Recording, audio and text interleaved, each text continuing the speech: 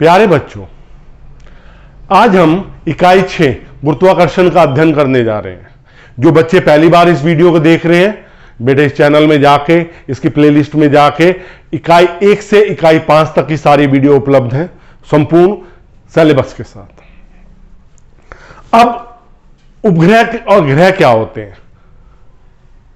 ग्रह वो आकाशीय पिंड जो सूर्य के चारों ओर चक्कर लगाते हैं, उन्हें हम ग्रह कहते हैं। जैसे पृथ्वी, बृहस्पति, मंगल, शुक्र, ये सब क्या है? सूर्य के चारों ओर चक्कर लगा रहे हैं, इसलिए ग्रह हैं। जो आकाशीय पिंड ग्रहों के और चारों ओर चक्कर लगाते हैं, उन्हें क्या कहते हैं बेटे? उपग्रह कहते हैं। जैसे चंद्रमा पृथ्वी के चारों ओर चक्कर लगाता है, तो चंद्रमा पृथ्वी का उपग्रह है। और हम बहुत सारे उपग्रह पृथ्वी की कक्षा में स्थापित करते हैं, लेकिन वो कैसे उपग्रह होते हैं? कृत्रिम उपग्रह।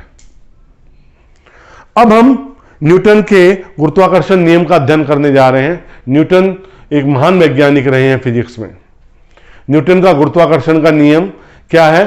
किन्हीं दो पिंडों के बीच, पिंड, कण, वस्तुओं के बीच, किन्हीं दो पिंडों के बीच कार्य करने वाले आकर्षण अथवा प्रतिकर्षण बल, आकर्षण बल का मान, बल क्या करते हैं? आकर्षित करते हैं, प्रतिकर्षण नहीं होता। दो पिंडों के बीच कार्य करने वाले आकर्षण बल का मान उन दोनों पिंडों के द्रव्यमानों के गुणनफल के अनुक्रमानुपाती तथा उनके बीच दूरी के वर्ग के व्युत्क्रमानुपाती होता है। किन्हीं दो पिंडों के बीच कार्य करने वाले आकर्षण बल का मान उन दोनों पिंडों के द्रव्यमानों के गुणनफल के अनुक्रमानुपाती तथा उनके बीच दूरी के वर्ग के व्युत्क्रमानुपाती होता है। इन दोनों को इकट्ठा लिखते हैं m1 m2 upon r square. अनुक्रमानुपाती का चिन्ह हटा देते हैं, एक नियतांक आ जाता है कैपिटल G। G को क्या कहते हैं? सार्वत्रिक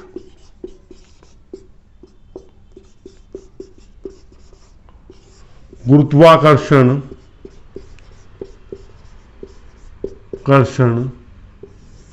नियतांक। जी का मान कितना होता है? 6.67 गुणा 10 की घात -11 न्यूटन मीटर स्क्वायर प्रति किलोग्राम स्क्वायर। ये मान ना नियत है, ये बदलता नहीं है। ये पृथ्वी पर भी यही मान है, चंद्रमा पे भी यही मान है, और किसी ग्रह पे जाओगे उस पे मान बदलेगा नहीं। तो किस क्वेश्चन इस तरह से आता है, पृथ्वी पे जी का मान 6.67 गुणा 10 की घात -11 न्यूटन मीटर स्क्वायर प्रति किलोग्राम स्क्वायर है। तो चंद्रमा पे मान क्या होगा? चंद्रमा पे मान यही रहेगा, इसका मान नहीं बदलता, इसलिए इसे कहते हैं सार्वत्रिक गुरुत्वाकर्षण नियतांक। अब जी कैसे है? F r square m1 m2। अगर इसका विमीय सूत्र निकालते हैं, क्या निकालते हैं बेटे हम? विमीय सूत्र। तो विमीय सूत्र कैसे आता है? बल का कितना होता है? ml t की पावर -2, दूरी का l की पावर 2, और ये क्या हो जाएगा? m into m। एक m से m कट गया, ऊपर गया m की पावर -1 हो गया, l 1 + 2 l की पावर 3 हो गया, और t की पावर -2 हो गया। ये किसका विमीय सूत्र है? गुरुत्वाकर्षण नियतांक का विमीय सूत्र है। अब गुरुत्वाकर्षण बल की खास बात है, ये बहुत छोटी दूरी से बहुत बड़ी दूरी के लिए एप्लीकेबल है, छोटे पिंड से बड़े पिंड के लिए एप्लीकेबल है। ये दो पिंडों के बीच माध्यम पर निर्भर नहीं करता। यहां कहीं माध्यम का नहीं आ रहा कि पानी होगा तो कोई और बल होगा, कांच रख देंगे दो पिंडों के बीच में तो बल बदल जाएगा। नहीं, बल नहीं बदलेगा, यह माध्यम के बीच में निर्भर नहीं करता। अगर हम दो पिंडों के बीच में बल की गणना कर रहे हैं, वहां तीसरा पिंड भी उपस्थित है, तो उसकी उपस्थिति का भी बल पे कोई प्रभाव नहीं पड़ेगा, कोई प्रभाव नहीं पड़ेगा। और मेन चीज ये संरक्षी बल है। संरक्षी बल मतलब दो पिंडों को जोड़ने वाली रेखा की दिशा में ही कार्य करेगा। ये दो पिंडों को जोड़ने वाली रेखा की दिशा में ही कार्य करेगा, इसलिए इसे संरक्षी बल भी कहते हैं। तो ये हो गया आपका न्यूटन का गुरुत्वाकर्षण बल का, गुरुत्वाकर्षण का नियम। ये नियम बहुत इंपॉर्टेंट है और ध्यान भी रखना है। अब हम आते हैं गुरुत्वीय विभव, गुरुत्वीय क्षेत्र, गुरुत्वीय क्षेत्र की तीव्रता। गुरुत्वीय क्षेत्र क्या होता है? हमारे घर की एक बाउंड्री होती है, हम अपना घर बनाते हैं, एक बाउंड्री बनाते हैं, उस बाउंड्री में हम किसी को आने देते हैं, किसी को गेट खोल के लेने जाते हैं। यदि कोई दूसरा संदिग्ध व्यक्ति आता है तो क्यों खड़े हो, बाहर जाओ, ये हम ऐसे कहते हैं। तो मैंने बाउंड्री वर्ड यहां पे इसलिए यूज किया है क्योंकि जो गुरुत्वीय क्षेत्र होता है उसकी भी एक बाउंड्री होती है, वो अपनी उस सीमा के अंदर जो भी पिंड होता है उसको आकर्षित करता है और उस सीमा के बाद ना आकर्षित करता है, कोई कार्य नहीं करता। तो हम पहले क्या बात कर रहे हैं? गुरुत्वीय क्षेत्र, गुरुत्वीय क्षेत्र। देखो यहां पे एक कण है, इसका द्रव्यमान m है, इसके चारों ओर एक क्षेत्र बनता है। इस क्षेत्र के भीतर जो भी कोई कण होता है वो आकर्षण या आकर्षण बल का अनुभव करता है। किसका अनुभव करता है? आकर्षण बल का अनुभव करता है। किसी पिंड या कण के चारों ओर का वह क्षेत्र जिसमें अन्य कोई कण आकर्षण बल का अनुभव करता है क्या कहलाता है? गुरुत्वीय क्षेत्र कहलाता है। यहां पे करेगा, यहां पे नहीं करेगा, यहां पे नहीं करेगा, यहां पे नहीं करेगा। ये द्रव्यमान m है, इनके बीच की दूरी क्या होगी? r होगी।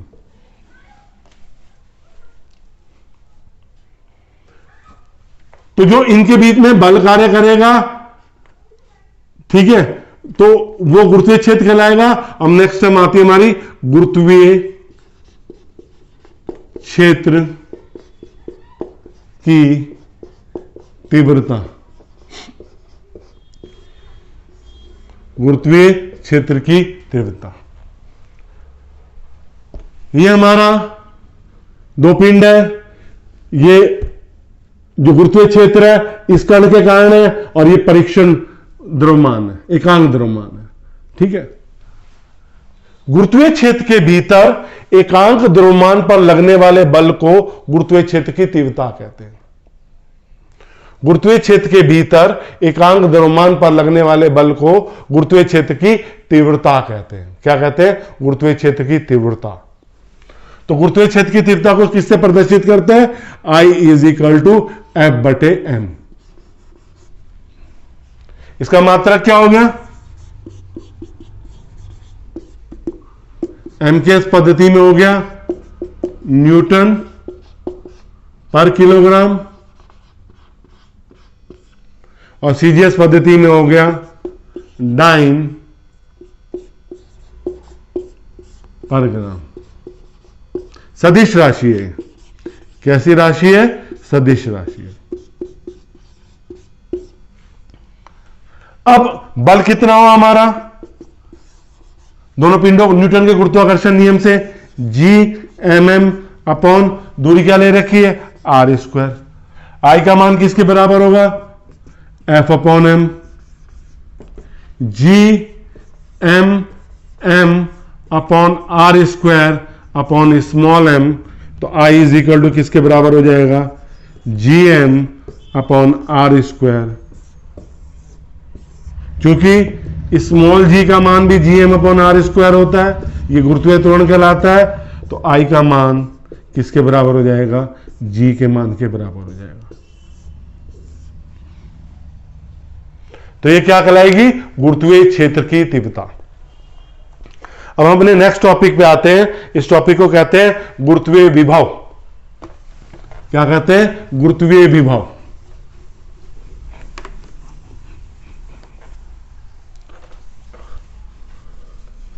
किसी पिंड को नहीं, किसी एकांक द्रव्यमान को, किसी एकांक द्रव्यमान को अनंत से गुरुत्वीय क्षेत्र के भीतर लाने में जो कार्य करना पड़ता है उसे क्या कहते हैं? गुरुत्वीय विभव कहते हैं। मैंने परिभाषा में एक टेक्निकल टर्म जोड़ी है, गुरुत्वीय विभव। क्या टेक्निकल टर्म जोड़ी है? गुरुत्वीय विभव। गुरुत्वीय किसी एकांक द्रव्यमान को अनंत से गुरुत्वीय क्षेत्र के भीतर लाने में जितना कार्य करना पड़ता है उसे क्या कहते हैं? गुरुत्वीय विभव कहते हैं। अगर हमें अनंत से एकांक द्रव्यमान को लाने में W जूल कार्य करना पड़ रहा है तो V किसके बराबर हो जाएगा? गुरुत्वीय विभव कार्य बटे एकांक द्रव्यमान W/m। तो इसका मात्रक क्या हो जाएगा? जूल प्रति किलोग्राम। जूल प्रति किलोग्राम। अब हम इसके लिए एक डेरिवेशन करने जा रहे हैं गुरुत्वीय विभव के लिए। ठीक है, गुरुत्वीय विभव के लिए वो एक उत्पत्ति करने जा रहे हैं। हमारे पास एक द्रव्यमान m है, ये द्रव्यमान m है। हमें अनंत से एक बिंदु आवेश को लाना है। ये द्रव्यमान O बिंदु पर है। जब हम द्रव्यमान को एकांक द्रव्यमान को अनंत से लाएंगे तो दूरी धीरे धीरे धीरे धीरे घटेगी। मान लीजिए किसी क्षण पर द्रव्यमान क्या है? M बिंदु पर है। तो बल कैसे कार्य करेगा? आकर्षण बल होगा, ये इसकी तरफ कार्य करेगा, क्योंकि दो पिंडों के बीच में तो आकर्षण बल ही कार्य करता है। इनके बीच की दूरी कितनी है? x है।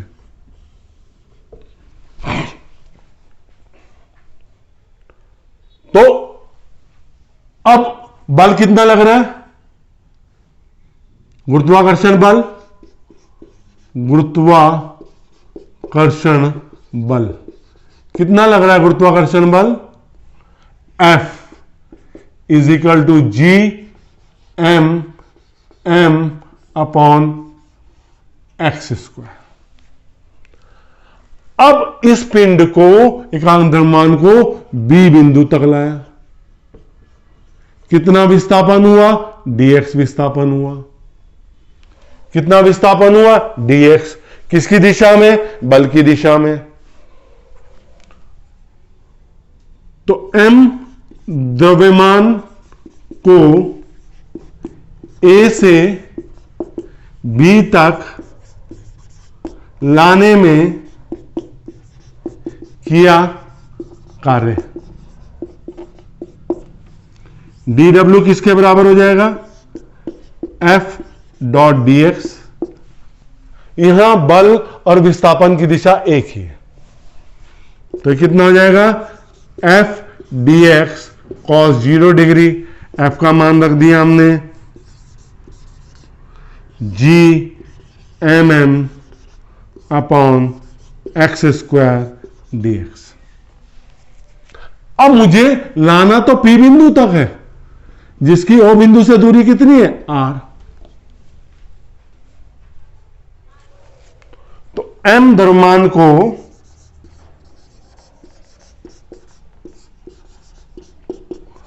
अनंत से R दूरी तक लाने में किया कुल कार्य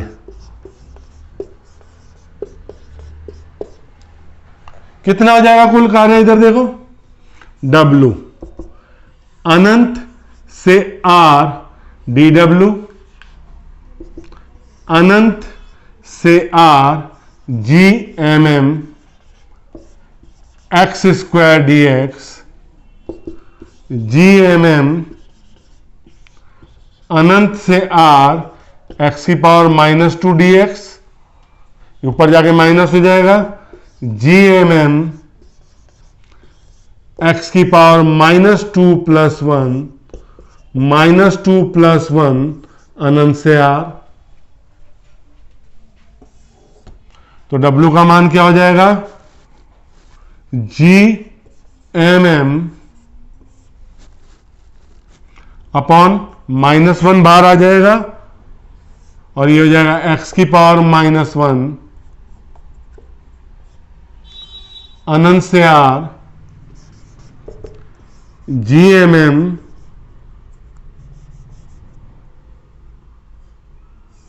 -g mm 1/x अनंत से R तो W कितना हो गया, -GMM 1/r -1/अनंत। तो W की वैल्यू क्या होगी, -GMM अपॉन R, क्योंकि 1/अनंत की वैल्यू क्या होती है, 0 होती है। V का मान किसके बराबर होता है, W अपॉन M के, -GMM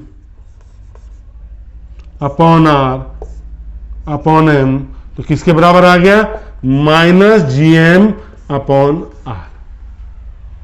M से M कट गया। तो किसके लिए डेरिवेशन हो गया आपका, गुरुत्वीय विभव के लिए। अब हम किसके लिए डेरिवेशन करेंगे, गुरुत्वीय स्थितिज ऊर्जा के लिए, गुरुत्वीय स्थितिज ऊर्जा के लिए। गुरुत्वीय स्थितिज ऊर्जा होती क्या है, पहले तो हम वो समझेंगे।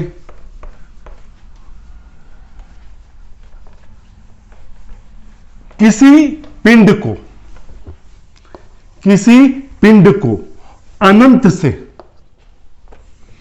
पृथ्वी के गुरुत्वीय क्षेत्र के भीतर, पृथ्वी के गुरुत्वीय क्षेत्र के भीतर लाने में जितना कार्य करना पड़ता है उसे गुरुत्वीय स्थितिज ऊर्जा कहते हैं। ध्यान से मेरी परिभाषा सुनना। किसी पिंड को अनंत से पृथ्वी के गुरुत्वीय क्षेत्र के भीतर लाने में जितना कार्य करना पड़ता है उसे गुरुत्वीय स्थितिज ऊर्जा कहते हैं। गुरुत्वीय स्थितिज ऊर्जा U।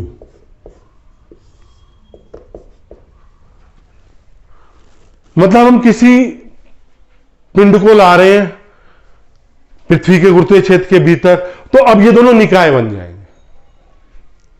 यहां पे एकांक घनावेश नहीं है, एकांक घनावेश गुरुत्वीय विभव में था। किसी पिंड को अनंत से पृथ्वी के गुरुत्वीय क्षेत्र के भीतर लाने में जितना कार्य करना पड़ता है उसे क्या कहते हैं, गुरुत्वीय स्थितिज ऊर्जा कहते हैं। U किसके बराबर होता है यहां पे, किए गए कार्य के। तो इसका मात्रक क्या हो जाएगा, जूल, एमकेएस पद्धति में। और अर्ग किसमें हो जाएगा, सीजीएस पद्धति में। यहां पे क्या होता है, मैं आपको एक चीज बताऊं। यहां पे ना जो वस्तु हम ला रहे हैं वो ऐसा नहीं है कोई छोटी वस्तु है और बड़ी वस्तु है तो गुरुत्वीय स्थिति सभी वस्तुओं में होगी,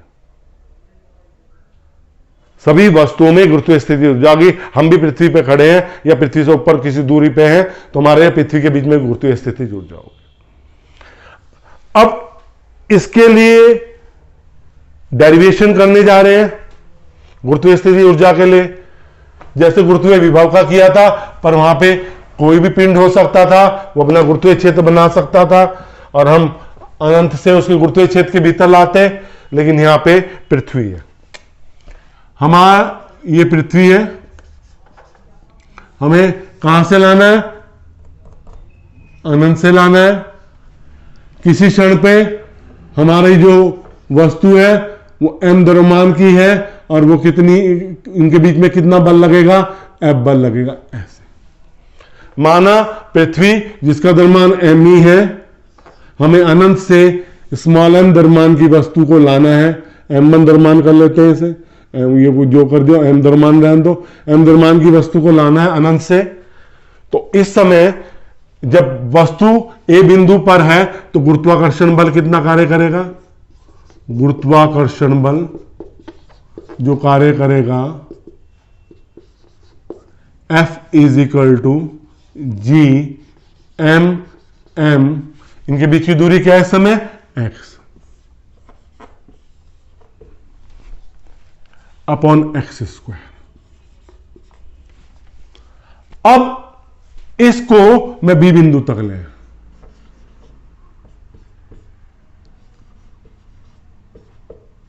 कहां तक ले आया, B बिंदु तक।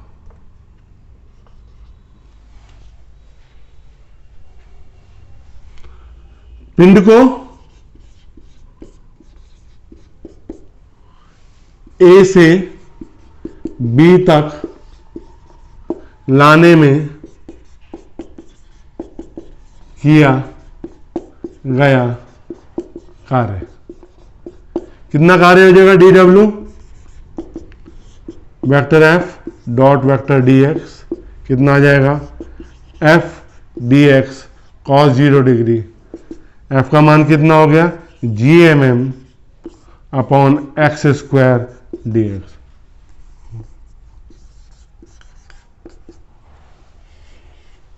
ठीक है, अब अनंत से आर दूरी तक लाने में किया गया कुल कार्य, तो कुल कार्य में कितना हो जाएगा?